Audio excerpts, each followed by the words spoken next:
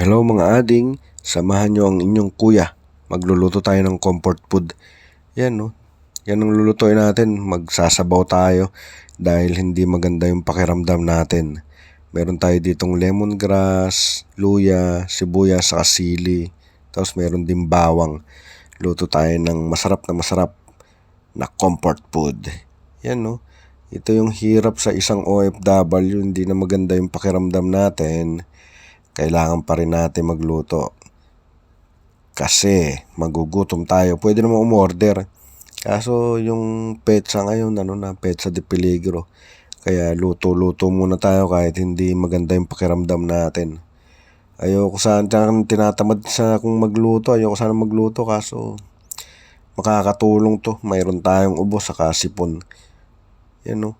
Damihan natin ng luya. Pampaganda to ng pampaluwag ng lalamunan ng taong may ubo. Ayos oh. Yan, gisa na natin yung bawang saka luya. Palabasin lang natin yung amoy ng luya. Lagay na rin natin sibuyas saka meron din tayo dito lemongrass. Okay to. Bango.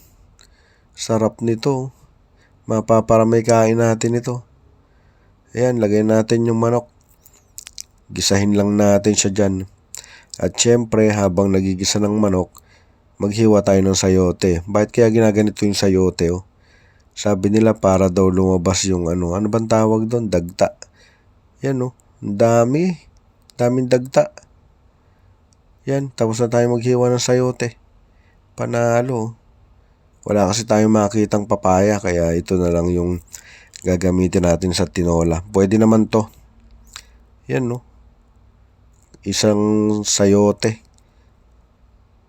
Tapos lagyan na rin natin to ng patis para may lasa na rin habang ginigisa natin. Maya ng unti, lalagyan natin yan tubig. Yan nilagyan na rin natin. Kapantay lang ng manok. Tapos hayaan na natin kumulo hanggang sa lumambot yung manok. Bago natin ilagay yung sayote para hindi malusak. Masarap sa sayote, hindi lusak. Yan, bango ng lemongrass. Amoy na amoy yung lemongrass. Talagang panalo to sa sitwasyon natin ngayon. Yan hanggang bukas na natin to ulam. Sana naman masarap. Yung huling luto natin ng manok, yung may gata, wala, hindi masarap. Yan lagay na natin yung sayote. Panalo na to. Bali, madami-dami na yung niluto natin. Kasi hanggang bukas na natin to ulamin. Para hindi na ulit tayo magluto. Para pagkatapos ng trabaho, magpapahinga na lang tayo. Yun hintayin lang natin maluto yung sayote, tapos kain na. Ito mukhang pwede na to. Bango, panalo to. Mapapadami talaga ang kain natin ito. Bagong luto pa naman yung kanin natin. Pwede na tayong kumain Gawa lang tayo ng patis na may sili. Kaso nakalimutan natin bumili ng lemon.